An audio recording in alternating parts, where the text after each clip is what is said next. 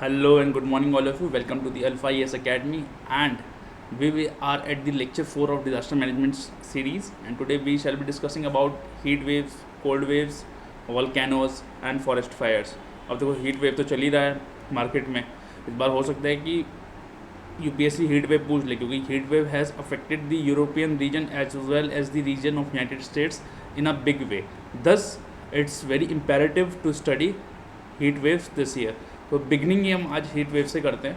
देखो वैसे तो हीट वेव क्या हुआ, हीट वेव हुआ कि कहीं भी नॉर्मल से ज़्यादा टेम्परेचर हो गया, गर्मी हो गई, ठीक है, उसे हम लोग हीट वेव बोल देते हैं. बट इंडिया में जो डेफिनेशन है जो आईएमडी ने दी है वो ये दी है कि अगर किसी भी जगह की प्लेन्स में वो जगह है, अगर वहाँ का टेम्परेचर 40 डिग्री सेल्सियस से ज़्यादा एक्सीड कर जाए, कोस्टल एरियाज़ में 37 डिग्री सेल्सियस से ज़्यादा एक्सीड कर जाए और हिल्स में 30 डिग्री सेल्सियस से ज़्यादा एक्सीड कर जाए, तो ये माना जाएगा कि वहाँ पे हीट वेव आ चुकी है. दस इसकी फॉर्मल डेफिनेशन देख लेते हैं. A heat wave is a period of abnormally high temperatures more than the normal maximum temperature that occurs during the summer season in north western part of India. तो ये Indian specific definition है. और world में भी अगर आप कहीं भी एबनॉर्मली हाई टेम्परेचर पाते हैं फ्रॉम दी नॉर्मल टेम्परेचर, मतलब मान लिया नॉर्मली 40 डिग्री रहता है कहीं पे, तो वहाँ पे आप नहीं बोलेंगे हीट वेव आ गई है. लेकिन हाँ, कहीं पे 30 डिग्री रहता था तो वहाँ पे 40 हो गया, तो वहाँ पे आप बोल सकते हैं हीट वेव आ गई. इनफैक्ट एक क्राइटेरिया तो ये है. दूसरा क्राइटेरिया ये है कि अगर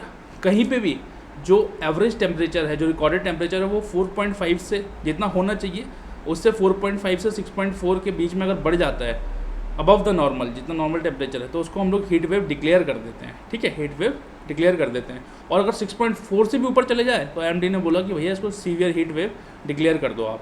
ठीक है, तो अभी आपको दिखाते हैं. देखो हीट वेव कैसे बढ़ रहा है. देखो अभी ये लेटेस्ट हम लोग आपके लिए लेके आए हैं डायग्राम. ये देखिए आप, वेस्टर्न यूरोप जो है प्लस आपका यूएस, ये जो they are reeling under extreme heat wave. आपने देखा होगा कि लोग मर रहे हैं, फॉरेस्ट में फायर लग रही हैं, and there is a unanimous decision by the scientists of the world that this is due to the climate change. और जो रिपब्लिकन्स हैं, जहाँ पे अब क्या है कि यूनाइटेड स्टेट्स की अगर पॉलिटी की बात करें तो वहाँ पे 50 स्टेट्स हैं. ठीक है, उसमें से कुछ रिपब्लिकन डोमिनेटेड है. तो रिपब्लिकन्स के जितने भी पॉलिटिशियन हैं तो वो मानते हैं कि क्लाइमेट चेंज है ही नहीं. वो कहते हैं कि आप फॉसिल फ्यूल को छोड़ दो, आप you pray to God and everything will be okay. तो ये आज का आर्टिकल है. अगर आप लोग इंटरनेट एक्सप्रेस फॉलो करते हैं तो टेक्स्ट एंड कंटेक्स्ट वाले पेज में हीट वेव को अच्छे से एक्सप्लेन भी किया गया है. ठीक है, बट कोई बात नहीं, आप वहाँ ना पढ़ें, हम आपको हर चीज़ वहाँ की तरफ की यहाँ बता देंगे, आप टेंशन मत लें. ठीक है, तो the Europe is reeling under the extreme heat wave. In fact the whole world temperature जो है, एवरेज टेम्परेचर जो वर्ल्ड का है वो 1 डिग्री से ऊपर जा चुका है. And we will be seeing extreme events, rise of extreme events like droughts, floods. ये इनकी जो मात्रा है या होने की जो फ्रीक्वेंसी थी वो बढ़ चुकी है अराउंड द वर्ल्ड. ये देखिए, हर यहाँ पे हम ओशन को छोड़ दें तो लैंड पे हर जगह जो है टेम्परेचर बढ़ चुका है ना, कहीं कहीं जो एक्सट्रीमली बढ़ चुका है. फॉरेस्ट फायर्स होती हैं, बहुत ज़्यादा लॉस ऑफ हैबिटेशन होता है. अब कॉज क्या है हीट वेव का? देखो, जैसे आपको साइक्लोन के लिए लो प्रेशर चाहिए, हीट वेव को हाई प्रेशर एड करता है. हाई प्रेशर चाहिए. हाई प्रेशर से क्या होगा, एक डोम सा बन जाता है. ठीक है, जिसको कल जो हम कल अभी हम नीचे अर्बन हीट आइलैंड मैंने आपको कल पढ़ाया था, जब मैं आपको ड्रॉट पढ़ा रहा था कि भाई हीट जो है ट्रैप हो जाती है, डोम सा बन जाता है. ठीक है, और वहाँ पे जो है गर्म होते जाता है. अगर कोई दिल्ली में रहता होगा, आप लोग अगर कोई राजेंद्र नगर में रहता होगा, तो अगर आप दोनों किसी गली में घुसेंगे और दोनों साइड से बिल्डिंग के एसी चल रहे हैं तो आप इतना गर्म महसूस करेंगे कि पता नहीं क्या होगा. तो वही कुछ वही एक अर्बन हीट आइलैंड इफेक्ट होता है, या वही डोम इफेक्ट होता है कि जो एयर है वो ज़्यादा ऊपर जा नहीं पाती, और जो गर्म एयर है वो वहीं पर ट्रैप हो जाती है, और जो और निकलती आती गर्म एयर वो वहाँ उस एरिया को हीटअप करती जाती है. ठीक है, तो हाई प्रेशर से क्या होता है, हाई प्रेशर जो है, देखो ये तो रूल है कि हाई प्रेशर से लो प्रेशर में फिल होगा. ठीक है, कहीं पे हाई प्रेशर बिल्ड हो गया तो वहाँ पे जो है बड़ी स्टेबल काम सी कंडीशन होती है, जल्दी हिलता नहीं है वहाँ से चीज़ें. ठीक है, और हाई प्रेशर क्या है कि कैप बना देता है, जिससे कि हीट ट्रैप हो जाती है, जिससे कि वो एरिया गर्म हो जाता है. Then urban heat island effect कुछ ऐसे होता है, मैंने आपको समझाया था कल क्या बोलते हैं अपना इसमें ड्रॉट्स में, कि अगर आप विलेजेस में रहते हैं जहाँ पेड़ होते हैं तो वहाँ जो है गर्म हवा बहुत ऊपर तक चले जाती है, और वहाँ पे आप अर्बन हीट आइलैंड या गर्मी उतनी महसूस नहीं करेंगे. लेकिन अर्बन एरियाज़ में क्या होता है कि जो हीट होती है वो बहुत ज़्यादा होती है, वो ऊपर जाकर ट्रैप हो जाती है, और वो एक ऐसा डोम शेप्ड स्ट्रक्चर बना देती है, यहाँ पे बिल्डिंग्स होती है, ठीक है, पेड़ों की कमी होती है, जिसकी वजह से अर्बन हीट आइलैंड बनता है, जो कि उस जगह को नॉर्मल से 1 से 3 या 1 से 10 तक भी कभी कभार ज़्यादा गर्म कर सकता है, जो उसकी सराउंडिंग एरियाज़ हैं, ठीक है। देन ग्लोबल वार्मिंग, मैंने आपको बताया ये यूनानिमस है, ये यूनानिमस डिसीजन है साइंटिस्ट का around the world that climate change की वजह से हीट वेव बढ़ती जा रही है, हीट वेव के इवेंट्स बढ़ते जा रहे हैं। तो क्लाइमेट चेंज से क्या हो रहा है, ग्लोबल वार्मिंग हो रही है, ग्लोबल वार्मिंग से क्या हो रहा है कि हीट वेव्स की जो फ्रीक्वेंसी है वो बढ़ती जा रही है, क्योंकि भाई हीट वेव को चाहिए क्या, गर्मी चाहिए, और ग्लोबल वार्मिंग से उसको वो गर्मी मिल रही है। देन कई बार क्या होता है कि hot winds blowing from the desert से हॉट विंड फ्लो हो जाती है टुवर्ड्स कोल्डर रीजन, उसकी वजह से हीट वेव हो जाती है। Then depletion of ozone layer, इसको हमने बहुत सारा ज़्यादा मिटिगेट कर दिया है। इनफैक्ट अब ये माना जाता है कि जो ओजोन होल था अंटार्कटिका के ऊपर वो बंद हो चुका है, ठीक है। देन एंटी साइक्लोनिक फॉर्मेशन, ठीक है। अब एंटी साइक्लोनिक फॉर्मेशन क्या होता है कि क्लाउड कम बनते हैं, अब जब क्लाउड ही नहीं बनेंगे तो बारिश कहाँ से होगी, ठीक है। और तो जब बारिश नहीं होगी तब ज़्यादा गर्मी हो जाएगी। इनफैक्ट यूरोप की जो हीट वेव है उसका ये भी रीज़न है कि वहाँ लगभग 200 डेज से बारिश ही नहीं हुई है, जो उनकी नदियाँ हैं वो सूखती जा रही हैं, पानी कम होते जाता है, क्योंकि जो उनके बेसिन्स हैं वहाँ लगभग 200 दिन से बारिश हुई नहीं है, ठीक है। तो वो भी एड अप कर रहे हैं। तो देखो everything is related in this world, ठीक है। Me and you are related as a human being and the environmental phenomenon and environmental processes, they all are related आपस में, है ना। ऐसा कुछ नहीं। फ्लड, आप मैंने आपको एथिक्स में भी ये बात बताई थी, आप सिलोज में पढ़ें, लेकिन सिलोज को आप अपने दिमाग में मत बिठा लें, हर चीज़ कनेक्टेड है। फ्लड्स ड्रॉट्स से ड्रॉट्स, हीट वेव से हीट वेव्स, कोल्ड वेव से, हर चीज़ अपने आप में कनेक्टेड है, ठीक है। इवेंट्स हो जाएंगे, अगर हीट वेव आ जाएगी तो फिर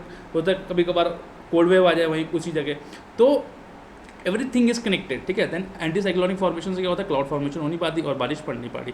देन वेदर पैटर्न्स और जो एयर करंट्स है वो लगातार शिफ्ट होते रहते हैं, जिसकी वजह से कई एरिया, देखो हमारे सर बड़ी अच्छी बात कहा करते थे कि climate is a global phenomenon but weather is a local phenomenon, ठीक है। आप दिल्ली से चलोगे, हो सकता है आप देहरादून पहुँचो या शिमला पहुँचो, वहाँ बारिश हो रही हो, ठीक है, दिल्ली में गर्मी हो रही हो, ठीक है। तो ये क्या है, weather is a localized phenomena and shifting of air currents and weather patterns are aiding to the heat wave. In fact US specific, जो US specific रीज़न दिया गया हीट वेव का, जो कि US में क्यों हो रही है, वो इसलिए दिया गया क्योंकि वहाँ पे एक जेट स्ट्रीम आती थी जो ठंडी हवा लेके आती थी।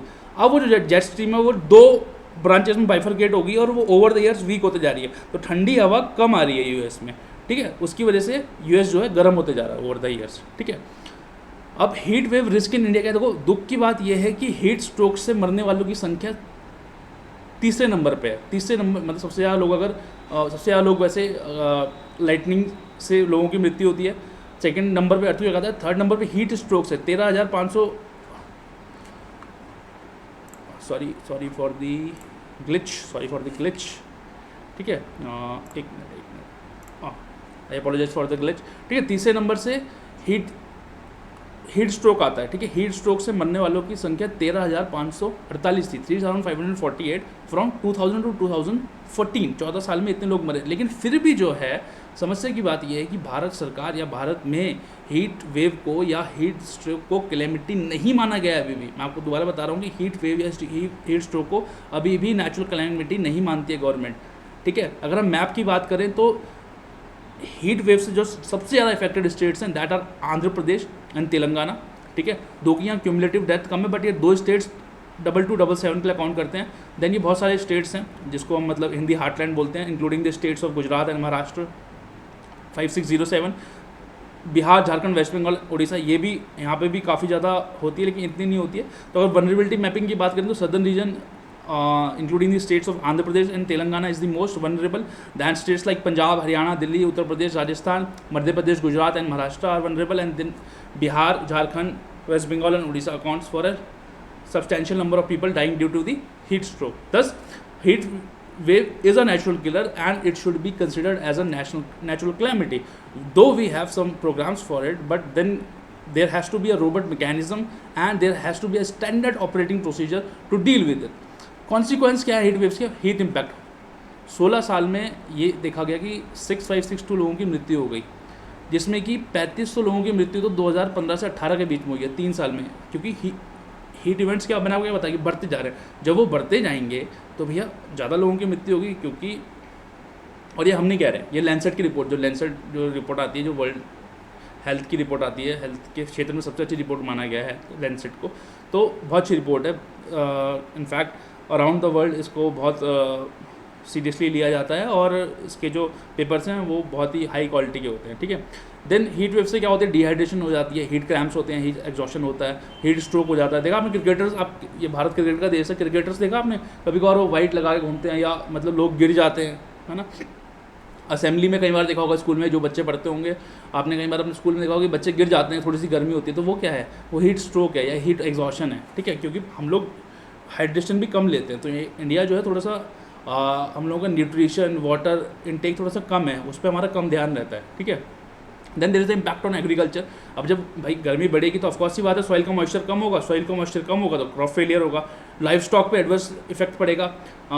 गर्मियों में पानी नहीं मिलता है, जिससे जो पशु होते हैं उनकी मृत्यु हो जाती है ना। नई नई बीमारियां आ जाती हैं, जितनी ज़्यादा गर्मी होगी उतनी ज़्यादा बीमारियां आ जाती हैं जो लाइफ स्टॉक के लिए ख़राब है। Then forest fire and loss of wildlife होती है हीट वेव से। हमने देखा कि कितनी आग लग रही है इस टाइम यूरोप, और उसमें in fact the events of the forest fire is increased all over the world, ठीक है। और ये माना गया है कि इंडिया में 6.17% of the forest are prone to severe fire damage and with greater heat stress it is likely to increase. Then loss of man hours, क्योंकि भाई इतनी गर्मी होती है कि बाहर जा नहीं पाते हैं लोग। जब हम लोग MPPC दिए जाते थे देने, वहाँ 8 ही बजे इतनी गर्मी हो जाती थी कि वहाँ 8 बजे पेपर देना मुश्किल हो जाता था। और आप यकीन नहीं मानेंगे, जब हम पेपर शीट लिए बार तो मेरी शीट OMR शीट भी गीली हो गई थी कि यहाँ से पूरा पसीना बह रहा था। तो दैट इज़ द कंडीशन। अब लोग जो है वहाँ मतलब गमछा लेके ओढ़ के चलते हैं, उससे उनका प्रोटेक्शन होता है, बट फिर भी इतनी गर्मी हो जाती है कि कई बार अनबियरेबल हो जाता है काम करना। और क्या होगा कि अगर जो आदमी 5-6 घंटे काम कर रहा था वो 2 या 3 घंटे में ही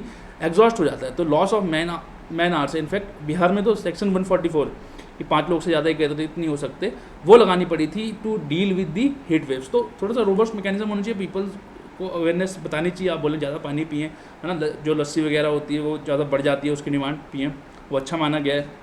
देन नेचर पे इफेक्ट क्या है, हमने वो आपको बता दिया कि सॉइल का मॉइस्चर कम होता है, ड्रॉट्स लाइक कंडीशन हो सकती है, ठीक है, क्योंकि सॉइल का मॉइस्चर, जितनी सॉइल मॉइस्ट होगी ना उतना वो एरिया थोड़ा ठंडा भी रहेगा। थोड़ा सा ह्यूमिडिटी रहती है लेकिन वो एरिया थोड़ा सा ठंडा रहेगा। देन बायोडाइवर्सिटी में इम्बैलेंस हो सकता है, जैसे instances like coral bleaching increase हो जाते हैं, है ना।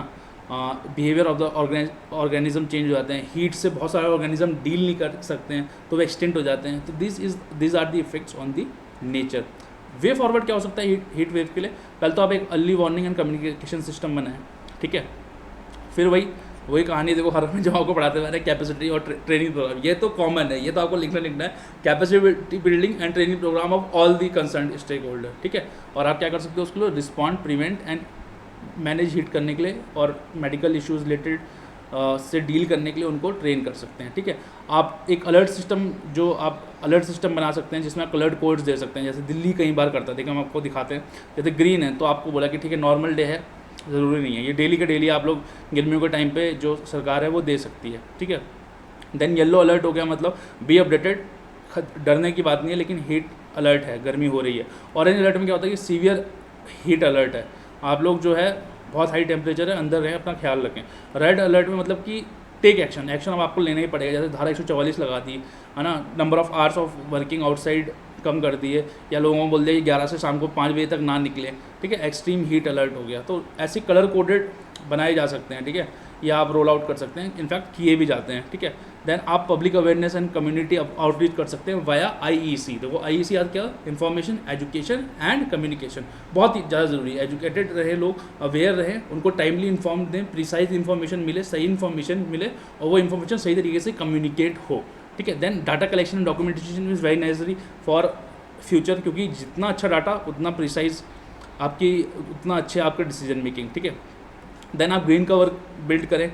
हमने क्या देखा था कि विलेजेस में अर्बन हीट आइलैंड इफेक्ट नहीं होता है, क्यों, क्योंकि वहाँ पेड़ होते हैं, ठीक है, और पेड़ जो है ज़्यादा दूर तक जा सकती थी आपकी जो हीट है, तो जो डोम क्रिएट होता है वो नहीं हो रहा था। तो जितना अच्छा ग्रीन कवर लगाएंगे उतना ही अच्छा होगा, ठीक है। Then discuss establishing cooling centres, जहाँ पे बहुत ज़्यादा प्रॉब्लम है, पेड़ नहीं लगा सकते, बहुत ज़्यादा आबादी है, वहाँ आप लोग कूलिंग सेंटर्स बनाएं, है ना।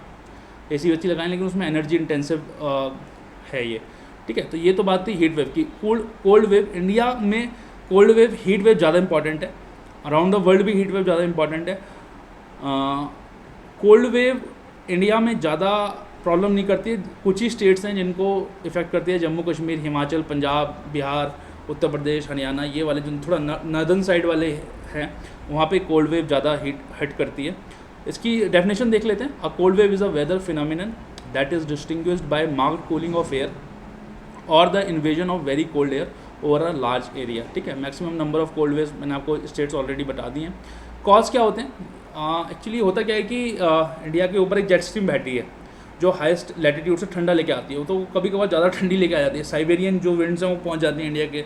अगर हम मैप बनाएं, मेरी ड्राइंग बहुत ख़राब है तो मुझे माफ़ करिएगा, अगर हम मैप बनाए से तो इस ऐसे यहाँ से वेस्टर्न साइड से वेस्टर्न डिस्टर्बेंसेज आती है, कभी कभार मेडिटेरियन एक जेट स्ट्रीम आ रही होती है, वो ठंडा साइबेरिया तक की वो विंड्स ले आती है यहाँ, ठीक है। तो यहाँ पर इस एरिया में जो है, जो नर्दर्न हार्टलैंड है, वहाँ पे ज़्यादा गर्मी हो जाती है, ज़्यादा सर्दी हो जाती है, बहुत ठंड हो जाती है, ठीक है।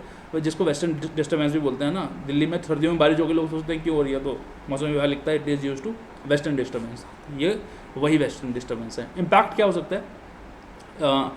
बहुत लोग सर्दियों में भी बहुत लोगों की मृत्यु होती है कि ठंड से मृत्यु हो गई। Instances of heart attack increases in winters देखा है ना।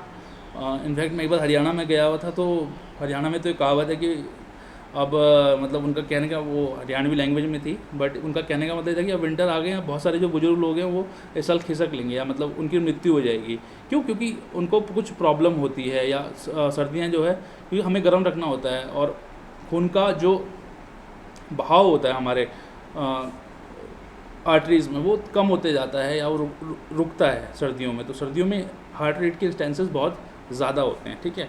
इनफैक्ट 1978 से 1999 तक there were 3264 deaths due to cold wave. And cold wave जो है रवि क्रॉप को भी बहुत एडवर्सली इफेक्ट करती है। और ये देखा गया कि सिर्फ राजस्थान की अगर हम बात करें तो 2005 से 2006 तक 6230 मिलियन इंडियन रुपीज़ का नुकसान हुआ था कोल्ड वेव से, वहाँ की एग्रीकल्चर का या वहाँ की रबी क्रॉप्स का। तो ये बात थी कोल्ड वेव की। अब वॉल्केनो पे आ जाए।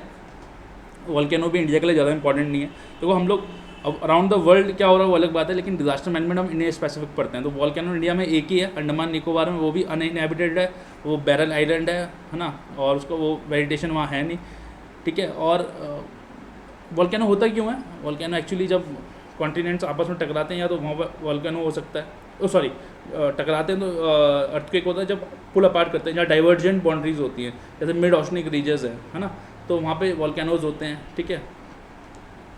वॉल्केनोज होते क्या हैं? It is a place where gases, ash और मॉल्टन रॉक मटेरियल, जिसको हम लोग इसको क्यूमुलेटिवली क्या बोलते हैं, लावा एस्केप टू द ग्राउंड, लावा जो है ग्राउंड तक आ जाता है, उसको वॉल्केनो कहते हैं, ठीक है। तो इंडिया में ज़्यादा टेंशन लेने की ज़रूरत नहीं है आप लोगों को वॉल्केनो की। Forest fire over the years बढ़ चुकी है, और फॉरेस्ट फायर जो है जंगलों के लिए तो बहुत ही खतरनाक है, क्योंकि वो जो है जो हमारी प्राकृतिक संपदा है उसको बहुत ज़्यादा हानि पहुंचाती है, ठीक है। Thus a wild fire is an simply an uncontrolled fire that is wiping out large fields areas of land. In fact ज़्यादातर ये जो फायर्स लगती हैं ये हम लोगों की गलती की वजह से ही लगती हैं। किसी ने सिगरेट पी वहीं फेंक दी, किसी ने माचिस जलाई वहीं फेंक दी। अब क्या होगी, अभी तो विंटर बरसात का मौसम चल रहा है, जो लोग फॉरेस्ट एरियाज़ के अगल बगल रहते होंगे वो देखते होंगे अभी जस्ट 2 महीने पहले पूरे पत्ते झड़ रहे थे एकदम। जो अगर आप साल के जंगलों में चले जाएँ तो एकदम पत्ते जो है नीचे गिर रहे थे, एकदम सूखे सूखे गोल्डन कलर के होते हैं। अगर आप उसमें हल्का सा आग लगा देना पूरे फॉरेस्ट में आग फेंकी जाती है। और लोग जो है वनिज संपदा होती है उसके बाद, मतलब बहुत सारी चीज़ें उगती हैं, जैसे मशरूम्स, कई टाइप के मशरूम्स उग जाते हैं। अगर फॉरेस्ट को जला दिया जाए उसका जब बारिश पड़ती है तो बहुत सारे टाइप वो फंजाई को पैदा करता है, और बहुत सारे टाइप की मशरूम, जैसे अगर उत्तराखंड में आप जाएँ तो पुट नाम की एक निकलता है, बहुत महंगे बिकते हैं और बहुत टेस्टी होते हैं वो खाने में, बड़े न्यूट्रिशियस होते हैं, तो लोग उसके लिए भी आग लगाते हैं। बट ओवर द ईयर्स काफ़ी काम किया है फॉरेस्ट डिपार्टमेंट ने इन सारे स्टेट्स में, और काफ़ी अब फॉरेस्ट फायर्स को कंट्रोल किया जा रहा है, बट फिर भी अभी भी इंस्टेंसेस बहुत ज़्यादा हैं, ठीक है। तो 3 टाइप में डिवाइड किया गया फॉरेस्ट फायर्स को। अब देखो ये तो सब जानते हैं, लेकिन ये कोई नहीं जानता होगा कि ग्राउंड में, सरफेस में और क्राउन फायर में। देखो हम डायग्राम से आपको समझाते हैं। ये तो ग्राउंड है, जो ये पत्ते हैं, पत्ते के नीचे जो आग लगी हुई है, जो कि जो ऑर्गेनिक मैटर है, सॉइल का, उसे जो जला रहा है वो हो गई आपकी ग्राउंड, ठीक है। देन सरफेस हो गया, जो पत्ते वत्ते जल रहे हैं, नीचे की जो संपदा है वो जल रही है, उसको सरफेस। ग्राउंड फायर क्या होती है कि जो पेड़ के टॉप से पेड़ के टॉप तक फैलती जाती है, इस टाइप से। ये इंडिया में बहुत कम होती है, लेकिन बाहर आपने ये बहुत ज़्यादा देखी होगी। तो बाहर ग्राउंड फायर बहुत मतलब बड़ी बड़ी आग की लपटें दिखती हैं और एक पेड़ के टॉप से दूसरे टॉप तक एकदम पहुंच जाती है, तो उसको ग्राउंड फायर बोलते हैं। तो 3 टाइप की होती हैं, ठीक है। Then forest fire risk in India. अब फॉरेस्ट सर्वे ऑफ इंडिया क्या बोलता है कि nearly 36% of India's forest are prone to frequent fires, ठीक है। 36% जो हमारे फॉरेस्ट है दे आर प्रोन, वहाँ पे फॉरेस्ट फायर बहुत चांसेस हैं कि वहाँ होगी ही होगी। In fact IPCC inter governmental panel on climate change की 6 असेसमेंट रिपोर्ट आई थी 2021 की, वो कहता है states that weather conducive to wildfires, मतलब अब वाइल्ड फायर के लिए कैसा वेदर चाहिए, थोड़ा सा हॉट होना चाहिए, ड्राई होना चाहिए, थोड़ा विंडी होना चाहिए, क्योंकि जितनी तेज़ विंड होगी उतनी तेज़ी से आग फैलेगी। अगर विंड नहीं है तो बहुत आराम से आग फैलती है, लेकिन अगर विंडी सिचुएशन है, आग चल रही है, तो तुरंत आग फैल जाएगी। तो विंड जो है, विंड का डायरेक्शन जो है उसी डायरेक्शन में आग फैलती भी है, और जितनी तेज़ विंड होती है उतनी तेज़ आग फैलती भी है, ठीक है। Has become more frequent in some regions and will continue to increase with higher levels of global warming इसको एड कर रही है। बाकी तीनों टाइप मैंने आपको समझा दिया। कॉजेज़ क्या है नेचुरल फायर्स के, तो 2 कॉजेज़ हमने डिवाइड किए हैं, एक तो नेचुरल और एंथ्रोपोजेनिक मतलब ह्यूमन इंड्यूस, जो हमारी वजह से होते हैं। नेचुरल क्या होगा कि टेम्परेचर बढ़ गया, ठीक है, बारिश कम हुई, वेजिटेशन सूखी है, मॉइस्चर कम है, ये सब एड करते हैं। ये these are the natural causes that adds to the forest fires. Then आपका हाई एटमॉस्फेरिक टेम्परेचर है, ड्राइनेस है, मतलब ह्यूमिडिटी कम है। अगर ह्यूमिडिटी ज़्यादा हो तो बारिश हो जाती है, जो कि फॉरेस्ट फायर को रोकती है, लेकिन ड्राइनेस है, ह्यूमिडिटी बिल्कुल नहीं है, बारिश कम होगी, जिसके कारण आग लगने की बहुत ज़्यादा संभावना है, ठीक है। फिर कुछ टाइप के पेड़ होते हैं, जैसे चीड़ के पेड़ होते हैं उत्तराखंड में, उनमें एकदम आग लग जाती है। अगर वो उनमें हल्का सा लगा दो तो पूरा पेड़ ही जल जाता है, ठीक है। तो उस टाइप के कुछ टाइप के पेड़, स्पेशल टाइप के पेड़ होते हैं जिनमें जल्दी आग लगती है।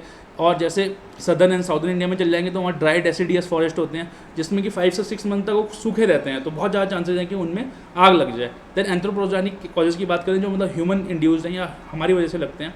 एक तो हमारा जो है एग्रीकल्चर में चेंज हो रहा है लगातार, ठीक है।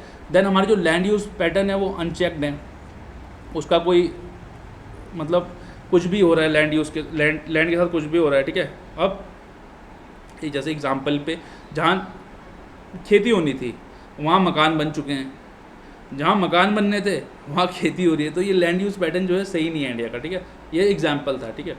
फिर झूम कल्टीवेशन एक बहुत बड़ा वो है, क्योंकि झूम में क्या होता है कि एक स्मॉल पैच ऑफ लैंड में आग लगाते हैं, कभी कभार वो आग लगाते हुए वो अनकंट्रोलेबल आग हो जाती है, और वो क्योंकि एक स्मॉल कम्युनिटी उसको एग्रीकल्चर अपने सस्टेनेंस के लिए कर रही होती है, तो उनकी बस की नहीं होती है कि उस आग को बुझाया जाए, और वो जो है आगे बढ़ती जाती है, ठीक है।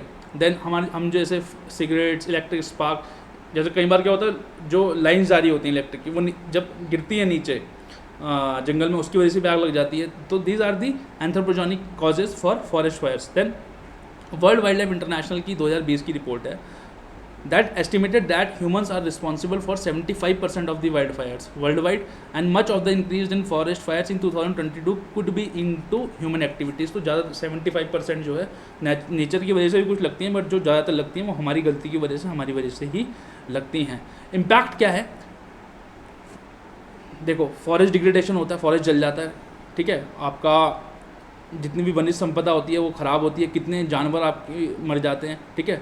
It has adverse ecological, economic and social impacts, ठीक है। देन आपका लॉस ऑफ बायोडाइवर्सिटी होती है, लॉस ऑफ नेचुरल वेजिटेशन होती है ना। ग्लोबल वार्मिंग में एड करती है, भाई गर्म हो जाएगा ना टेम्परेचर, अनबियरेबल हो जाता है कई बार उसको करना, आग बुझाना, ठीक है। ग्रीन, और जब आग जलती है तो ग्रीन हाउस गैसेज बढ़ेंगी, जो कि एड करती हैं किसमें, ग्लोबल वार्मिंग है। और ग्लोबल वार्मिंग से क्या होगा, और ड्राई होगा। तो ये क्या है कि कॉज एंड इफेक्ट वाला रिलेशन हो गया कि जितना ज़्यादा भाई ग्लोबल वार्मिंग की वजह से आग लग रही है, आग की वजह से फिर ग्लोबल वार्मिंग हो रही है, और फिर ग्लोबल वार्मिंग की वजह से और आग लग रही है, ठीक है। तो ये एक साइकिल है आपस में, ठीक है। जो कार्बन सिंक है भाई, अब हमारे फॉरेस्ट क्या है, हमारे टाइप का कार्बन सिंक है भाई, कार्बन डाइऑक्साइड लेते हैं, ऑक्सीजन छोड़ते हैं। अब जब वो पेड़ जल जाते हैं तो जो ऑक्सीजन उसने इतने साल से ले रखी है, वो ऑक्सीजन क्या होती है, सॉरी जो CO2 उसने ले रखी है, तो ओवर द ईयर्स वो क्या होती है, एटमॉस्फेयर में रिलीज़ हो जाती है। तो जिससे क्या होता है, CO2 बढ़ गई तो फिर ग्लोबल वार्मिंग हुई, ग्लोबल वार्मिंग बढ़ गई तो फिर फॉरेस्ट फायर लग गई। तो एवरीथिंग इज लिंक, ठीक है। देन लॉस ऑफ लाइवलीहुड होता है किसके लिए, जो रूरल पुअर हैं, जो ट्राइबल हैं वो जो लार्जली पीपल लार्जली डिपेंडेंट होते हैं फॉरेस्ट पे, इसलिए एक फॉरेस्ट राइट्स एक्ट बनाया 2006 कि जो भाई ट्राइबल्स हैं उनका थोड़ा सा माइनर हक होना चाहिए, जो छोटे छोटे माइनर फॉरेस्ट प्रोड्यूस हैं उस पर उनका हक होना चाहिए, आपका शहद निकालना, स्मॉल टिम्बर कलेक्ट करना, है ना। तो 300 मिलियन लोग ऐसे हैं जो फॉरेस्ट पे डिपेंडेंट है, और जब ये फॉरेस्ट जलते हैं तो अपना लाइवलीहुड खोते हैं, और वो एक्सट्रीम, और उससे क्या होता है वो पॉवर्टी के में दोबारा धकेले जाते हैं, ठीक है, क्योंकि वो और गरीब हो जाते हैं। लेकिन कुछ बेनिफिट्स हैं, but you know the negatives outweighs the positive, ठीक है। अब वाइल्ड फायर क्या है, एक नेचुरल प्रोसेस भी अपने आप को रिजुविनेट करने का बाय द नेचर। उससे क्या होता है कि फ्लावरिंग, ब्रांचिंग अच्छी बढ़ती है, ठीक है। सॉइल का क्या होता है कि जब वो जल जाता है तो जला वो ऑर्गेनिक, जब उसमें बारिश पड़ती है तो एक टाइप का ऑर्गेनिक मैटर हो जाता है जो एक फर्टिलाइज़र की तरह काम करता है, ठीक है। लो इंटेंसिटी फॉरेस्ट फायर जो होती है वो इन्वेजिव जो स्पीशीज़ होती है उनका प्रोलिफिकेशन रुकती है, ठीक है। जैसे कोई इन्वेजिव स्पीशीज़ आ रहा था यहाँ पे, फॉरेस्ट फायर है वो जला के उसको चली जाती है, तो that you know saves the native vegetation from invasion. तो ये इसके पॉजिटिव है। फॉरेस्ट फायर मैनेज कैसे कर सकते हैं, तो हमारे पास ऑफ कोर्स हमेशा की तरह एक national action plan for forest fire है, 2018 में बनाया गया था। तो जल्दी से पढ़ लेते हैं वो क्या क्या बोलता है कि फॉरेस्ट का risk zoning, zonation and mapping करें, कहाँ कहाँ कितनी आग लग सकती है, कौन ज़्यादा वनरेबल है, कौन ज़्यादा कम वनरेबल है, कहाँ पे किस टाइप के पेड़ हैं, किस पेड़ों में जल्दी आग लग सकती है, किस में नहीं कर सकती है, ठीक है। इनफैक्ट जब अगर आप जाएंगे, हमने तो देखा है, तो लोग जब ऑटम सीजन आता है तो फॉरेस्ट वाले क्या करते हैं, पत्तों को डिवाइड कर देते हैं। सूखे पत्ते तो कंटिन्यूस हैं, लेकिन उसको बीच में से हटा देते हैं, एक एलईसी बना देते हैं, क्योंकि अगर यहाँ से फॉरेस्ट आग लगती हुई आई तो यहाँ रुक जाएगी, अगर यहाँ से आई तो यहाँ रुक जाएगी, ठीक है। तो एक एग्जांपल था कि कैसे आप रोक सकते हैं। Then prevention of forest fire कैसे कर सकते हैं आप, आईईसी, वही इन्फॉर्मेशन एजुकेशन एंड कम्युनिकेशन, जल्दी से आप अवेयरनेस जनरेट करें, एजुकेट करें लोगों को, जो इन्फॉर्मेशन है वो पहुँचाएँ। इनफैक्ट जो कम्युनिटीज़ हैं उनकी भी एक जिम्मेदारी है कि वो फॉरेस्ट डिपार्टमेंट को इत्तला करें, कोई भी अगर ऐसी अनहोनी होती है या ऐसे कोई इवेंट उनको दिखता है कि आग लगने वाली है, तो जल्दी से जल्दी जो आपके नियरेस्ट पुलिस की चौकी है या फॉरेस्ट की चौकी है वहाँ पे आप बता सकते हैं, ताकि जो है उसको टाइमली कंट्रोल किया जा सके, ठीक है। देन फॉरेस्ट फायर का increasing the resilience of forest to fires, है ना। फॉरेस्ट फ्लोर बायोमास मैनेजमेंट, मतलब लगती तो ग्राउंड, सबसे जो कॉमन आग लगती है वो ग्राउंड पे ही लगती है, ठीक है। तो उसका जो बायोमास, नीचे जो पत्ते पड़े हुए हैं, जो वनसम्पदा पड़ी हुई है, जो सूखी है, उसको जो आप कंट्रोल कर सकते हैं, उसे जो है इकट्ठा कर सकते हैं ताकि आग ना लग पाए। देन आप प्रिपेयर्ड रहें फॉरेस्ट फायर के लिए, ठीक है। डिजिटाइज़ करें फॉरेस्ट बाउंड्रीज़ को कि कहाँ पे मैप से मतलब मार्क कर दें कि भाई ये नेशनल पार्क है, वाइल्ड लाइफ सेंचुरी है, यहाँ पे जो है आप रह नहीं सकते, यहाँ पे ये एक्टिविटी नहीं कर सकते, यहाँ पे टूरिज्म नहीं हो सकता, यहाँ टूरिज्म हो सकता है। तो ये सब जो है आप देखें। देन एक फॉरेस्ट फायर अलर्ट सिस्टम लगाएं, अगर फॉरेस्ट कहीं होती है तो एकदम वहाँ तक लोग पहुँच जाएँ। इनफैक्ट अभी हम आगे दिखाएंगे, बम्बी फॉरेस्ट फायर आसान काम नहीं है बुझाना है, और क्योंकि वो स्लोप्स पे जब लगती है तब तो और दिक्कत हो जाती है, क्योंकि वो फायर कहीं भी फैल सकती है। तो उसको बम्बी बकेट आती है जो हेलीकॉप्टर से उसको उठाया जाता है, लास्ट में आपको दिखाएंगे, तो उससे उसको बुझाया जाता है। देन आप ग्राउंड बेस्ड डिटेक्शन बताएं, आप इंगेजमेंट इंक्रीज़ करें लोकल कम्युनिटीज़ का, जो मैंने आपको बताया था, उनके साथ एक कम्युनिकेशन रखें, है ना। एक गाँव में एक कम से कम वायरलेस दे दें, ठीक है, कि वो वायरलेस से आपको बता सकें जहाँ कनेक्टिविटी नहीं है, कि सर यहाँ पे आग लग गई है, यहाँ पे आग लगने की संभावना है, ठीक है। जो फॉरेस्ट फायर्स को टेम करते हैं, जो स्टाफ है उनकी ट्रेनिंग हो प्रॉपर। पोस्ट फायर के बाद क्या करना है, वो उसकी मैनेजमेंट की ट्रेनिंग होनी चाहिए, एंड आप कोऑर्डिनेट करें और एजेंसीज से। अब ये एन नंबर है, लेकिन हमने कुछ कर दिया इसमें से, आपने 5 भी लिख दिए तो आपका काम हो जाएगा। नाउ इंडिया के पास एक बड़ा strong legal and institutional arrangement है for forest fire prevention and management. जैसे इंडियन फॉरेस्ट एक्ट 1927 क्या बोलता है कि जंगल में आग लगाना एक क्रिमिनल ऑफेंस है, और पकड़े जाते हैं बहुत लोग, अंदर भी होते हैं इसमें। And wild life protection act 1972 का that prohibit setting fire in wild life sanctuaries, ठीक है। ये भी एक पनिशेबल ऑफेंस है। तो हमारे पास लीगल मैकेनिज्म तो है, लीगल मैकेनिज्म हमारे पास हमेशा रहते ही हैं, ठीक है। क्योंकि फॉरेस्ट फायर जो है बढ़ावा देता है लॉस ऑफ लाइवलीहुड्स का, नेचुरल कैपिटल को, जो हमारी वन संपदा है, जो हमारी नेचुरल कैपिटल है, उसको वो करता है, बायोडाइवर्सिटी में इम्बैलेंस लाता है या बायोडाइवर्सिटी को नेगेटिवली इम्पैक्ट करता है। तो बहुत ज़्यादा जरूरी हो जाता है कि आप मैनेज करें फॉरेस्ट फायर्स को, ठीक है। लेकिन प्रॉब्लम क्या आती है कि एक तो स्पेटियल एंड टेम्पोरल वेरिएबिलिटी है, अलग अलग टाइम पे आग लगती है, अलग अलग टाइम पे अलग अलग जगह आग लगती है। तो उसके लिए क्या है कि आप एक कॉम्प्रिहेंसिव फ्रेमवर्क बनाएं, आप एक डाटा कलेक्ट करें, आप देखिए कि कहाँ किस समय आग लग रही है, और उसी टाइप से अपनी जो प्लानिंग है पहले से बना सकते हैं। अब आपको पता है कि अभी बारिश चल रही है, बारिश के बाद अभी कुछ टाइम के बाद अक्टूबर नवंबर में साइक्लोन आने शुरू हो जाएंगे, तो हमने क्या कर रखा है कि रोबस्ट मैकेनिज्म बना लिया। ऐसे ही हमें फॉरेस्ट फायर्स के प्रति भी रोबस्ट मैकेनिज्म बनाना है। ऐसे ही हमारे पास एक forest fire prevention and management scheme है ना, ये 2017 में लॉन्च की गई थी, and it is specially dedicated to assist the state in dealing with the forest fires, है ना। बट ये FFPM के साथ क्या दिक्कत है कि there is a shortage of dedicated funding है, ठीक है। ये हम नहीं कह रहे हैं, ये क्या रिपोर्ट ने पॉइंट आउट किया। तो आपको यार काम करवाना है तो आपको पैसे भी देने पड़ेंगे, डेडिकेटेड फंडिंग है उसमें आप प्रोवाइड करें। Then traditional community practice like burning of leaves for mahua collection, jhum cultivation, तो इसको जो है लोगों को अवेयर करें, आप लोगों को इनसे दूर ले जाएं, लोगों को समझाएं कि यार देखो इसका जो आपको तो फ़ायदा है, लेकिन लार्जर इंटरेस्ट में, लार्जर टाइम के लिए या लार्जर सिनेरियो में आप देखेंगे तो इसमें बहुत नुकसान है आपको भी और हमको भी और एज अ ह्यूमंस को, सबको, ठीक है। Then issues related to fire control such as tracking behaviour of fire, है ना। देखो मैंने आपको क्या बोला कि जिस साइड हवा बहती है उस साइड आग बढ़ेगी, ठीक है। अब आपको पता है कि हवा इधर से चल रही है, या इस अक्टूबर के महीने में एक्स जगह पे हवा इस साइड से चलती है, तो आपको पता है कि आग भी इधर ही फैलेगी, तो आप इधर बाउंड्री बनाएं, इधर से आप बुझाना चालू करें, ठीक है। तो ये आपको सब कुछ डाटा के बाद जब आप स्टडी करेंगे, आपके पास एक रोबस्ट इतनी मोटी बुकलेट होगी डाटा की, तब आप ये कर पाएंगे, ठीक है। उसके लिए कलेक्शन कोलेशन बहुत ज़्यादा ज़रूरी है। वे फॉरवर्ड क्या हो सकता है, एक national institute for forest fire management बना है जो कोऑर्डिनेट करे हर चीज़ को, इन्फॉर्मेशन को सैटेलाइट से भी आप यूज़ करें, ग्राउंड बेस्ड रियलिटी को भी आप, जो हमने फ्लड में किया था या ड्रॉट में किया था, ग्राउंड बेस्ड जो डाटा है, स्पेस से आप डाटा लें, उसको कलेक्ट करें, उसको मिलाएं, और तब एक होलिस्टिक अप्रोच बनाएं फॉरेस्ट फायर से डील करने के लिए। In fact UNCCD, United Nation programme to combat desertification, जो है वो WMO के साथ और FAO के साथ एक टूल बॉक्स बनाया, ड्रॉट टूल बॉक्स। अब ये स्पेसिफिकली है तो ड्रॉट के लिए, उसमें वो क्या करते हैं कि मॉनिटरिंग करते हैं, अर्ली वार्निंग करते हैं, ड्रॉट को लेके फोरकास्टिंग करते हैं कि यहाँ ड्रॉट होने वाला। बट ये जो है फॉरेस्ट फायर के लिए भी एसेंशियल है, क्योंकि इंडिया का जो कमिटमेंट है SDG number 15 life on land, ठीक है, उसको प्रिजर्व करना है, कि जो नेचुरल वेल्थ है उसको हम प्रिजर्व करना है। तो इंडिया को जो है ये ड्रॉट टूल बॉक्स जो है इनडायरेक्टली हेल्प कर सकता है फॉरेस्ट फायर मैनेजमेंट के लिए, ठीक है। अब हम आपको बम्बी बकेट दिखाते हैं, इंटरेस्टिंग। देखो क्या होता है, बम्बी बकेट एक ऐसी बकेट सी होती है, ठीक है, उसके नीचे वेट लगा होता है, जब हेलीकॉप्टर जाता है नीचे तो वो नीचे जाता है, वो पानी इसमें भर जाता है, और फिर उसको ऊपर खींचते हैं और ऐसे रिलीज़ कर देते हैं लीवर से ऊपर से, और पानी ऐसे आग बुझाई जाती है, तो इसको बम्बी बकेट बोलते हैं, बम्बी बकेट, ठीक है। अगर आप डिस्ट्रिक्ट मैजिस्ट्रेट बनेंगे, है ना, तो आपको बम्बी बकेट यूज़ करनी पड़ेगी कई बार, ठीक है। तो फॉरेस्ट फायर को आप ऐसे भी बुझा सकते हैं, ठीक है। तो आज के लिए इतना ही। Thank you all for watching. Please subscribe to Alpha IAS Academy on YouTube, और आपको ये पूरे के पूरे नोट्स हमारे टेलीग्राम चैनल एंड ऑल्सो हमारी साइट पे मिल जाएंगे, जिसका लिंक नीचे दिया हुआ है। Till then I wish you a very good day, keep healthy, keep smiling, bye bye.